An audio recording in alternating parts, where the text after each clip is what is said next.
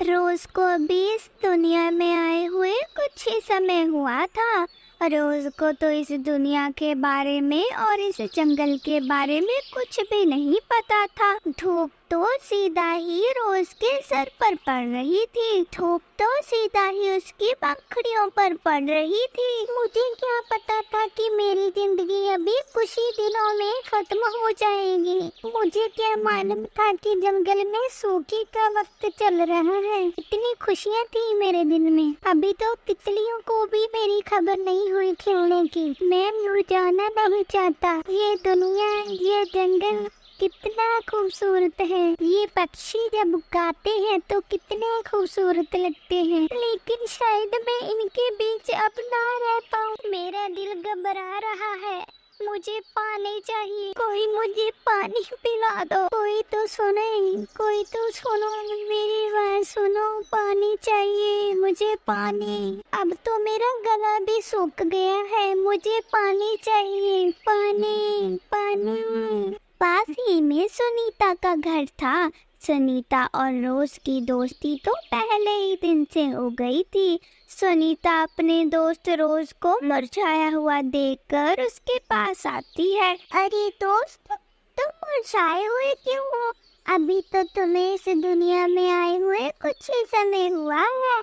तुम इतनी जल्दी कैसे मुरझा गए? दोस्त, मैं मुरझा रहा हूँ। अगर बारिश नहीं हुई तो मैं मर जाऊंगा। ऐ मेरी प्यारी दोस्त, मेरी खुशबू तुम्हारे लिए है। मेरी सुंदरता तुम्हारे लिए है। ऐ मेरी प्यारी दोस्त, तुम सागर वाले जंगल में जाओ और बादल को लेकर आओ ताकि वो बारिश करे और मैं फिर से जी पाऊँ। अगर तुम ऐसा करोगी तो मैं तुम्हारा एहसान कभी नहीं भूल पाऊंगा। मैं मान जाऊंगा कि तुम सच में मेरी सच्ची दोस्त हो। इससे पहले कि मैं मर जाऊं, तुम जल्दी जाओ। मैं जीना चाहता हूँ ताकि मेरी खुशबू सब जंगल और गांव में महके। मैं चाहता हूँ तितलियाँ मेरे साथ खेले और पंछी मेरे लिए गीत गाएं। जाएं प्यारे दोस्त, जाएं, जल्दी बादलों को लेकर आएं। ठीक है दोस्त, मैं अभी जाती हूँ। मैं अभी बादलों को लेकर आती हूँ। तुम चिंता मत करो, मैं तुम्हें बचा लूंगी। तुम बस अपना हौसला मत तोड़ना। मैं जल्दी वापस आऊंगी। तुम मेरा इंतजार करना। मैं तुम्हारा इंतजार करूंगा। ठीक है दोस्त, तुम जल्दी जाओ और जल्दी बादलों को लेकर आओ। ठीक है दोस्त, मैं अब जा रही हूँ। ऐसा कहकर सुनीता वहाँ से बादलों की तलाश में चली जाती है। वो जा ही रही थी कि रास्ते में उसे उसकी पड़ोसन दिख जाती है। वो सोचती है कि क्यों ना मैं अपनी पड़ोसन विमला को भी अपने साथ ले जाऊं। विमला बहन, जो मेरा दोस्त रोज था ना, जो कुछ दिन पहले ही आया था इस दुनिया में, धूप की वजह से वो मुरझा गया है। मैं बादलों की तरफ जा रही हूँ ताकि वो मेरे रोज दोस्त पर बारिश करे और वो फिर से खिल जाए। क्या तुम मेरे साथ चलोगी? मैं चली तो जाती तुम्हारे साथ। मैं गई थी एक बार बादल के पास, लेकिन उन्होंने मेरी बात नहीं मानी थी और वो बहुत घमंडी है। मुझे तो नहीं लगता वो तुम्हारी बात मानेंगे। क्या सच में? लेकिन मुझे तो अपने दोस्त की जिंदगी बचाने के लिए उन बादलों के पास जाना ही होगा। बहन, तुम मेरे रोज दोस्त का ध्यान रखना, उसे हौसला देना। मैं शाम होने से पहले पहले बादलों को अपने साथ लेकर आ जाऊंगी। ठीक है, तुम जाओ। फिर सुनीता अकेले ही उन बादलों की तलाश में चले जाती है।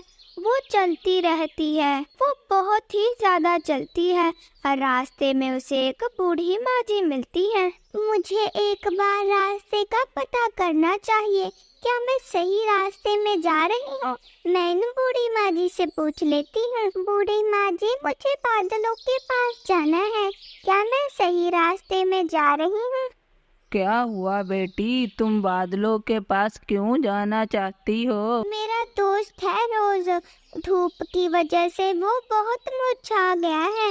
मैं बादलों से कहना चाहती हूँ कि वो मेरे दोस्त रोज की मदद करें और उस पर बारिश बरसाएं। ये पहाड़ जो तुम देख रही हो ना बेटा, यहाँ पर ये जंगल खत्म हो जाता है और इसके पीछे गहरा सागर है और हमारे जंगल में बादल यहीं से आते हैं। तुम जल्दी करो, वो अभी भी पानी पी रहे होंगे। फिर सुनीता समय जाया नहीं करती है और जल्दी से उस पहाड़ी के उस पार पहुंच जाती है। सुनीता के सामने बहुत बड़ा सागर था।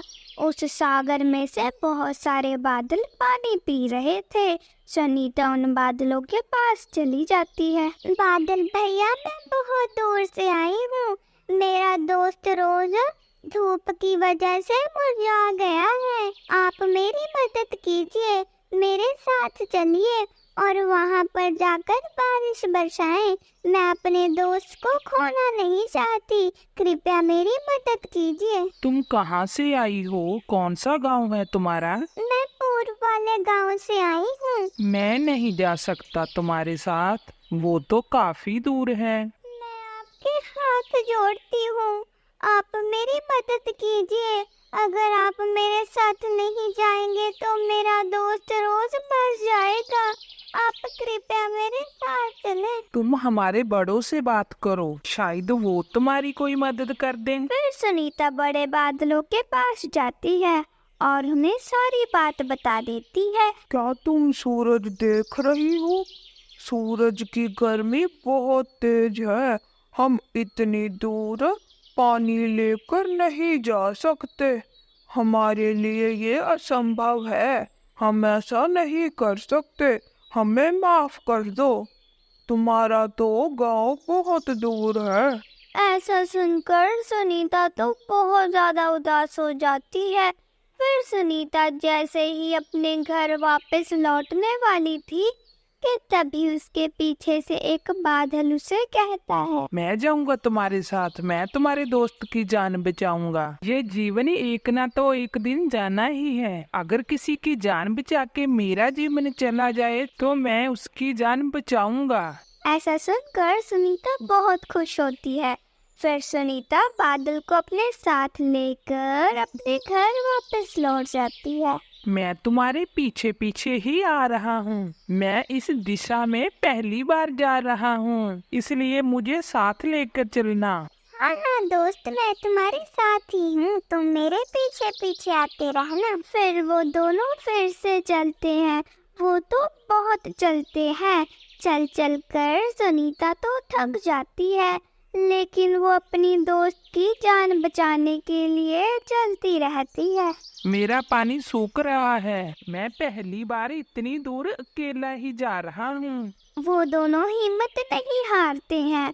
फिर वो जल्द ही सुनीता के घर पहुंच जाते हैं। दोस्त, मैंने कर दिया, मैं वापस आ गई। ऊपर देखो, मैं बादल को अपने साथ ले आई। तुम आंखें खोलो दोस्त। फिर बादल भी बारिश करने के लिए पूरा तैयार हो गया था। पहली बूंद रोज के ऊपर गिरती है।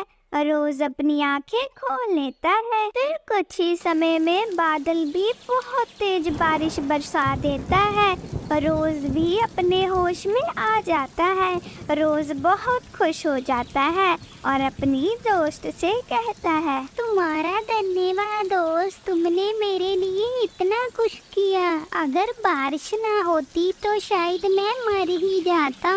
ऐसा मत बोलो मेरे दोस्त, मैं तुम्हें कभी भी मरने नहीं दूंगी। मैं हमेशा तुम्हारे साथ ही रहूंगी। अभी तो तुमने पंछियों का गीत सुनना है, तितलियों के साथ खेलना है और अपनी खुशबू से हमारे पूरे गांव को खुशहाल करना है। उन सभी को इतना खुश देखकर बादल भी बहुत खुश था।